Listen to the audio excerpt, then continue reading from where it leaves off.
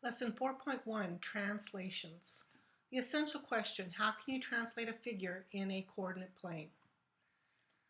All right, let's take a look at vectors. We are going to use some terminology that's a little bit more sophisticated than slide that was used in the lower grades. We're going to use vector to tell us how we're going to move a figure. And a vector has an initial point P and a terminal point Q.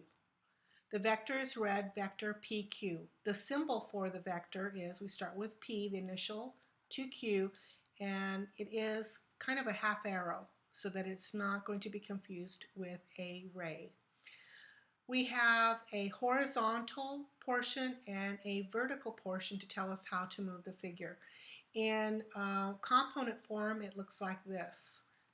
And notice that we're not using a parentheses, but this kind of a symbol here that will tell us it's a vector and not a point. Okay, in this diagram we're going to name the vector. And again, the initial point is J, the terminal point is K, and then we do this half vector. That is the name of the vector. Its component form, we can see 1, 2, 3. The horizontal movement is +3. And 1, 2, 3, 4, the vertical movement is +4. Okay, translations. What do translations mean mathematically? Mathematically, we are going to move the same distance, all points the same distance and the same direction. But that's not mathematical. That's just describing it. Mathematically, what's happening is the distance from the initial to the end, from the initial point to the end point of each one of the points that are being moved, they're going to be equal in distance. That's what we mean by same distance. That from the beginning to the end, that distance is the same as from the beginning to the end of any other point. And this is most important, direction.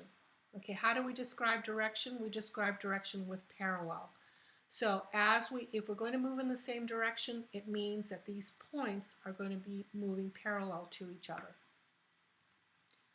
All right, let's go ahead and translate. I'm going to start with point A, which is 0, 3. This is point A. B is 2, 4. And C is 1, 0.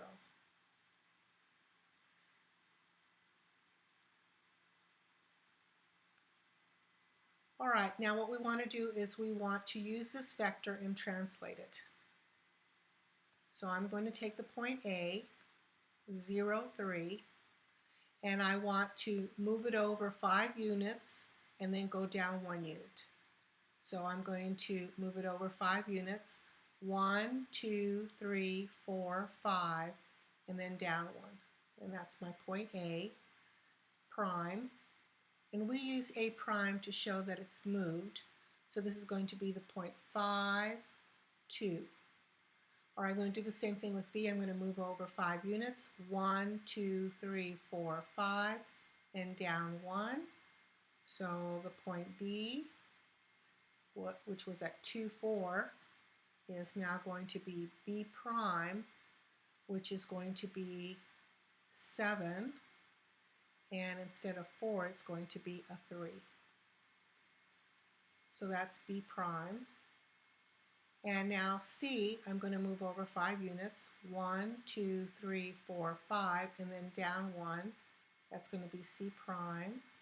So C is 1, 0, and C prime will be 6, -1. Now let's go ahead and draw the lines here, and you can see that it satisfies the definition that we just talked about. And the fact is that each point is going to move the same distance. Let me see if I can undo that. It's moved the same distance. So all of these distances, A prime, will be equal to B prime, which will equal to C prime, and they will all be parallel to each other as well, and that creates the same direction.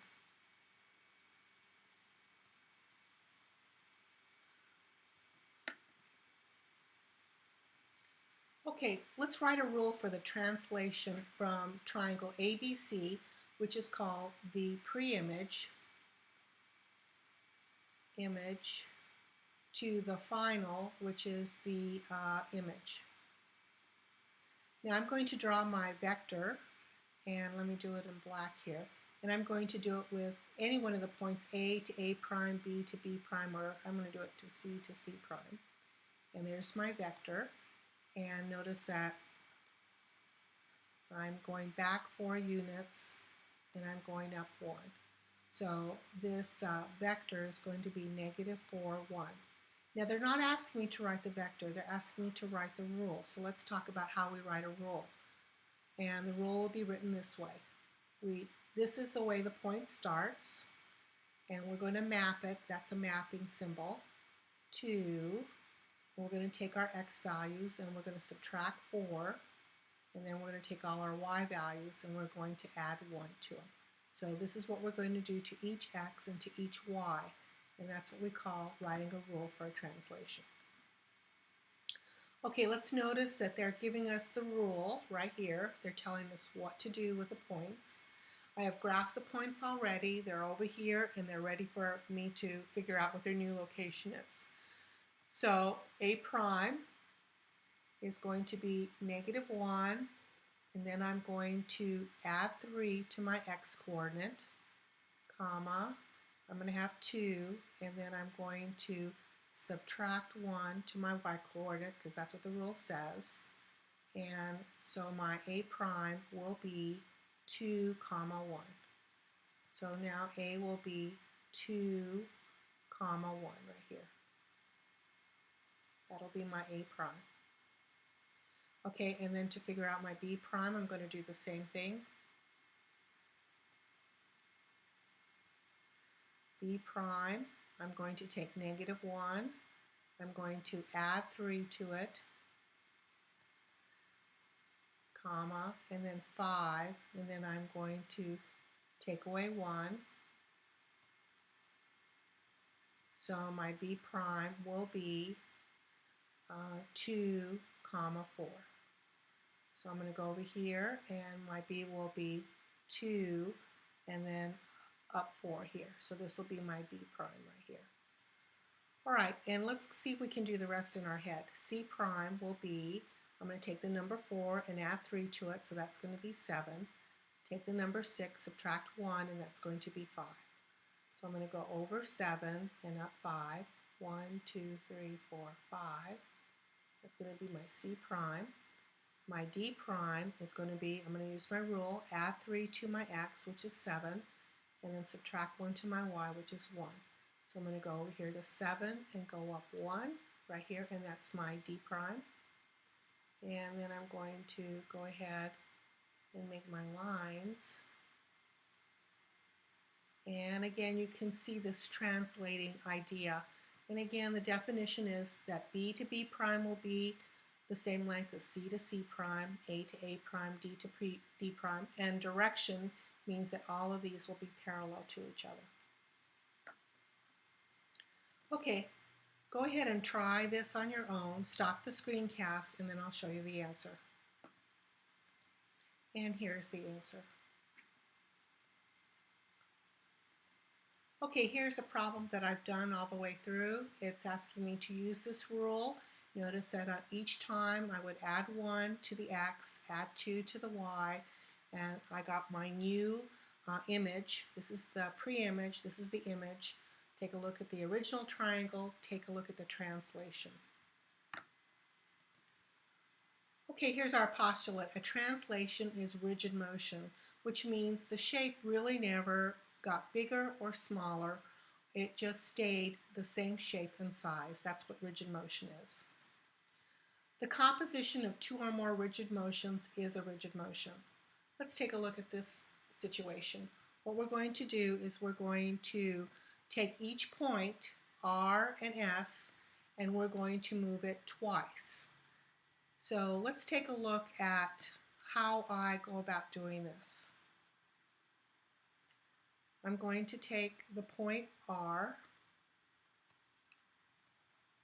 which is -8, 5, and I'm going to translate it. This first translation will be r prime, and I'm going to add 5 to it, which is minus 3.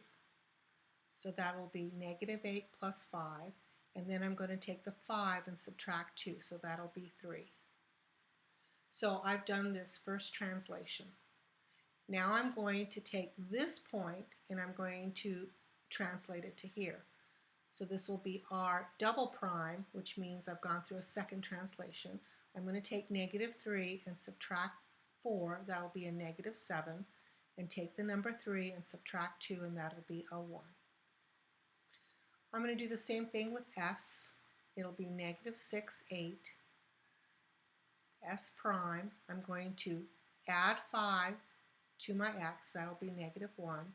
I'm going to subtract 2 from my y, that'll be 6. So that's my first translation. Now I'm going to go to this next translation. I'm going to take the negative 1, subtract 4, that's negative 5. And then I'm going to take the y value here and subtract 2, and that'll be a 4. So let's go ahead and plot these. The original points were negative 8, 5, which was r, and then s, which is negative 6, positive 8, negative 6, positive 8, which is s right here. Okay, now let's go ahead and plot the final points. Negative 7, 1, which is r double prime, and then negative 5, 4, which is s prime. And I want you to notice that the graph looks like it's rigid motion. The lengths look like they're still the same. And notice that we followed the same idea of the same distances from r to r double prime, s to s double prime, and the parallel nature. Okay, here are 2 other examples that I've worked all the way through. I'm trying to show you that each time I used the rule, found that point. Once I found that point, I used the next rule to find them. And I did this with point T and point U. And again, I showed the graphs to show how they translated. And here's one more example. Again, you have to be very careful about doing your arithmetic correctly and adding and subtracting correctly to get your values. And if you do that right, you'll see that translation motion.